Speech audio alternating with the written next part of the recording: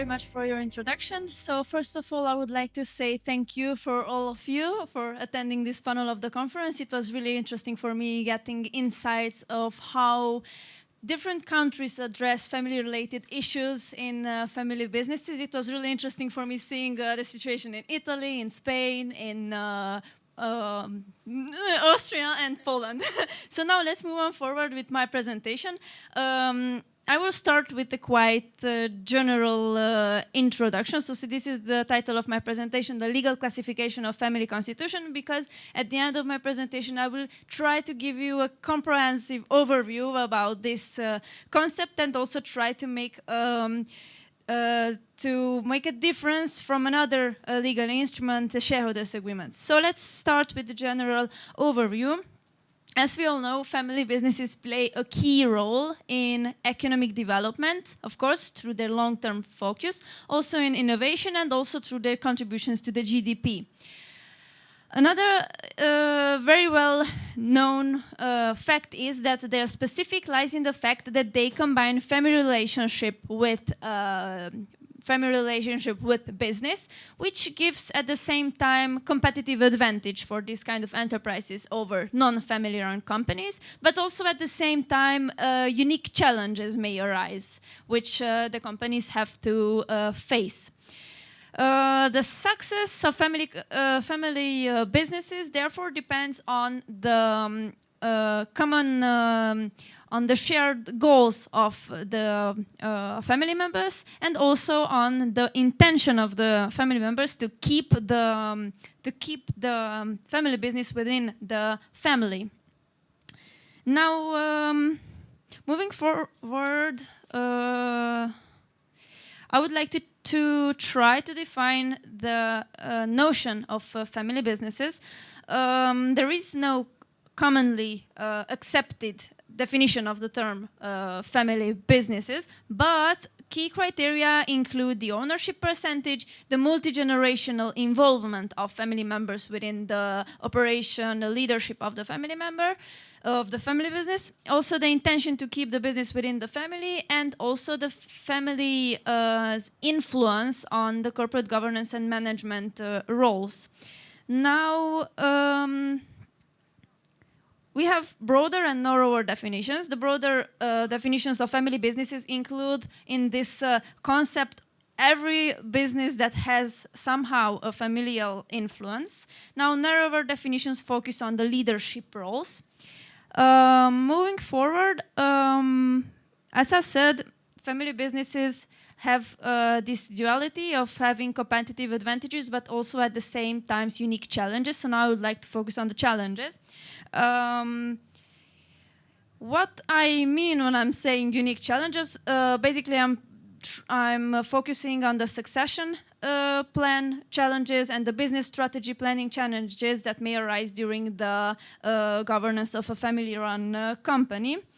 A common issue, as Agatha also said, is the misalignment of values between the founder and the next generation. And another common issue is the unpreparedness of the next generation when the leadership must be handed over. Now, many countries have legal frameworks to address these kind of specific aspects, specific problems of family businesses, but many family businesses in Central and Eastern Europe lack this experience of handling generational transitions successfully. And also my research focuses on this. There are two specific tools that can address these kind of problems, and they are the family constitution and also the shareholders agreements, which both help structure the succession planning, the family dynamics, and also the business processes.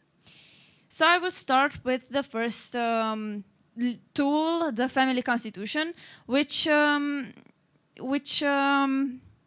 it is a document, let's say, that tries to define the values, the mission, the decision-making processes, the roles of each family members, the responsibilities of each family members in the family business. Well, what can I say? Well, it is really important to professionalize business for growth, but in case of family businesses, we have another aspect, and more precisely, it's just as important to keep these family traditions, values, missions for the success of the company.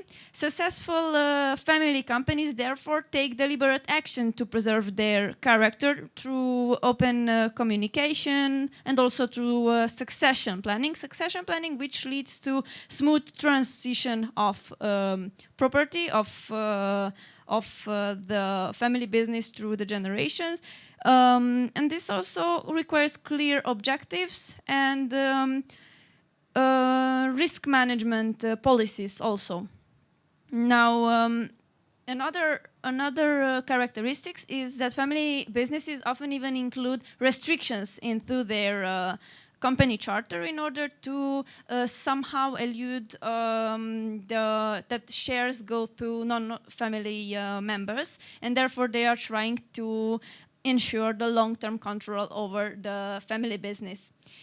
So here we arrive to the concept of family constitutions, which help formalize these kind of aspects, and they therefore they structure the relationship between the family, the business, and the ownership. However, we need to emphasize that this instrument in most of the cases lacks legal enforceability, so it does not have legal binding force. Therefore, it serves more as a guiding tool than a binding contract. But its relevance, it lies in the fact that it encourages the unity of the family business and also the long-term focus, but its conceptual and legal classification remains very much debated in Hungarian literature. So we can say that it gives guiding principles for the family members to follow in the governance of the business that go beyond the ownership rights, focusing on the survival, the growth, and the continuity of the family business. Often it even requires family members to prioritize the family's the business interest over the personal ones. Now, in some cases, this instrument may take the form of a moral or ethical agreement, but in other cases, it can also be a legally binding contract. In practice, therefore, we can say that the family constitution is a very flexible legal tool, which can take various forms, and it can vary from a mission statement to a legally binding contract. It may also be incorporated into the company's charter, or it can also function as a shareholders agreement. So, yeah, as I said, it is a really flexible instrument, and in each case, it reflects the unique needs of a family business.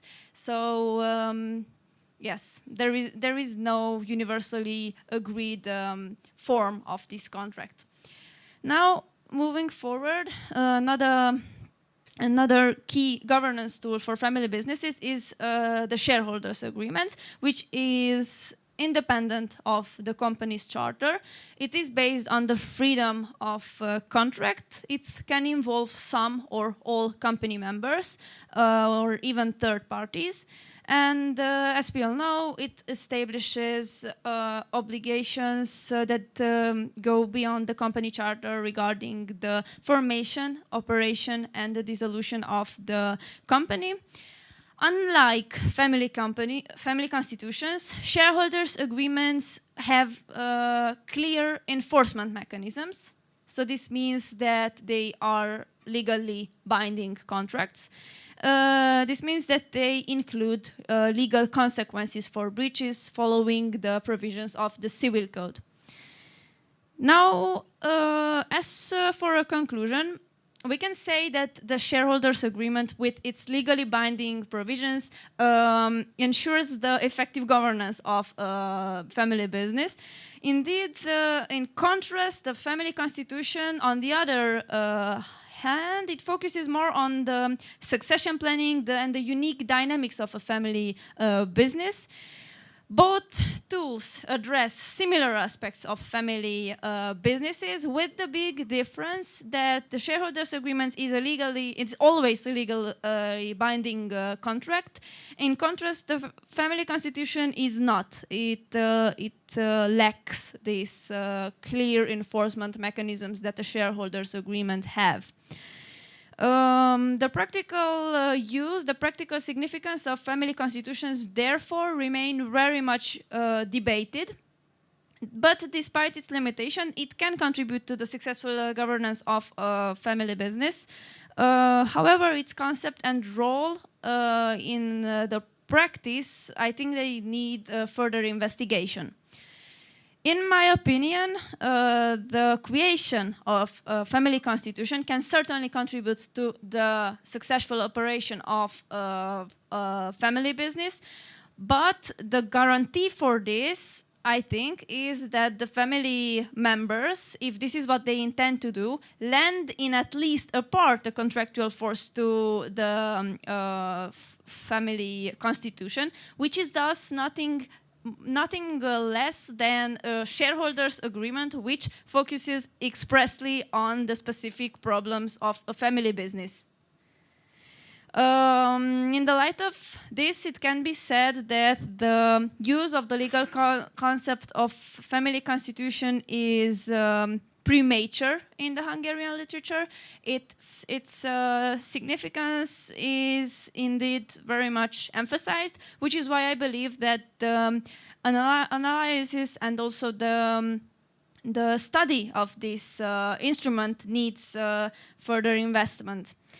Now, another interesting issue that we have to address is that the binding provisions of the family constitutions cannot be easily distinguished from a shareholders' agreements. Because if we give for a provision of the family constitution binding force, then in what does it differ from the shareholders' agreements, which also has binding force? Though many shareholders' agreements have nothing to do at all with family businesses. So, regarding this question, I would say that these provisions could be viewed as a specific subtype of shareholders' agreements. So this could be a way to address this question. Now, the criteria that family constitution may involve family members who are not shareholders' agreements is who are not shareholders of the company, but they are, for example, employees or third parties, is not legally precise. Shareholders' agreements can involve also third parties, such as managers, creditors, or even the company itself, as noted in Professor Ahmed Veres's monograph on the topic. And another issue is terminological one, and more precisely that the term shareholders agreement is also not precise, because if we look at the Hungarian Syndikátusi Szerződés or the Austrian Syndikátsvertrag, we can say that this agreement is not strictly limited to the shareholders. So as for a conclusion, as I said at the beginning of my presentation, here is a structure of the situations that may arise in a family business. The first situation that can arise is that a family business has no legal instrument at all to take advantage of the benefits and also to look forward to the challenges that could arise in the business, which means that in this case the company operates entirely under the general provisions which are regulated in the company's charter. Then a second situation that may arise is that the family business has a family mission statement which is included in the company's charter, and this reflects the characteristics of the family business. A third situation is that alongside of the company charter there is also a family constitution, but it appears as a soft law and non-binding type of contract. Then a fourth situation is that alongside of the company's charter, there is also a shareholders agreement, which is, of course, binding, but it focuses expressly on the family business. And the last situation is that a family that we have, not last situations, so we have two more situations. We have family constitution and separate parallel shareholders agreement with binding provisions. And the last situation is when we have a company charter and it is accompanied by an instrument which, regardless of its name, contains both binding provisions, which are the, let's say, shareholder agreement type of provisions, and also non-binding provisions, which are the family constitution type of provisions. In my opinion, this overview gives a framework for the situations that may arise in practice, and also helps for the correct classification of the notion of family constitution and shareholders agreement. Thank you very much for your attention, and if you have questions, please